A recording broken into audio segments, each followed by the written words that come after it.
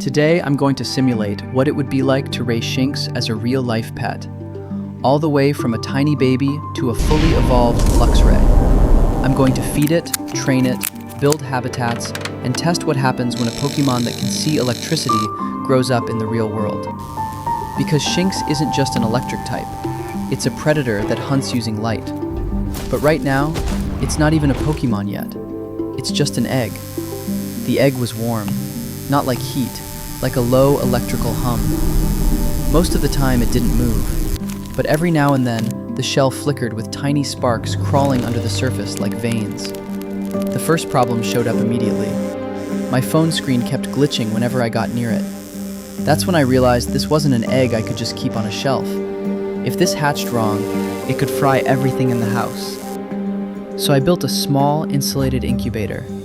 Rubber lining, grounded metal base, temperature control, emergency shutoff. Because if Shinx discharged inside the egg, I didn't want it discharging into me. After a few hours, the egg started cracking, slowly. Then light burst through the shell and Shinx fell out. Tiny body, soft fur, big eyes that looked too bright for something so small. He tried to stand, failed, and stared at the floor like he was analyzing gravity. When I reached toward him, my hand got hit with a small static shock. Shinx jumped back, confused, like he didn't understand why the world was already fighting him. I let Shinx explore for a while.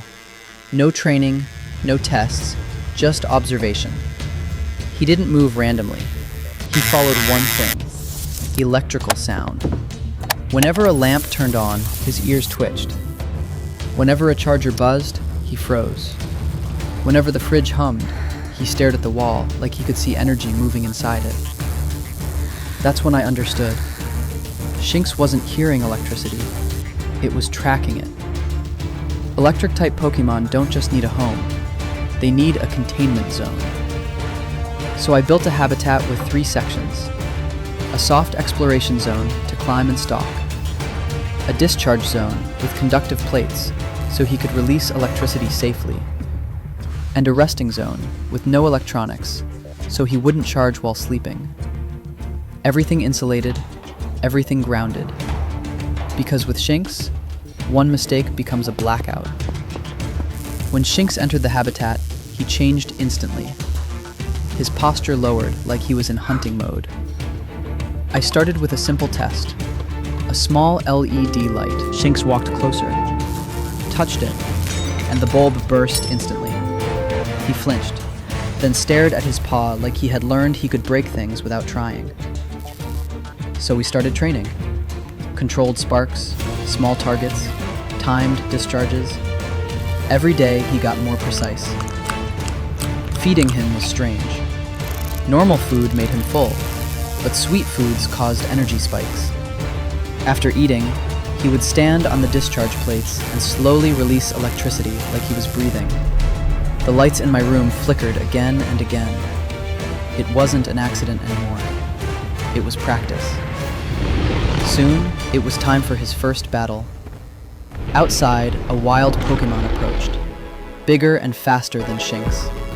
He hesitated. Then his fur rose and the air felt charged. One clean shock. The wild Pokémon dropped instantly.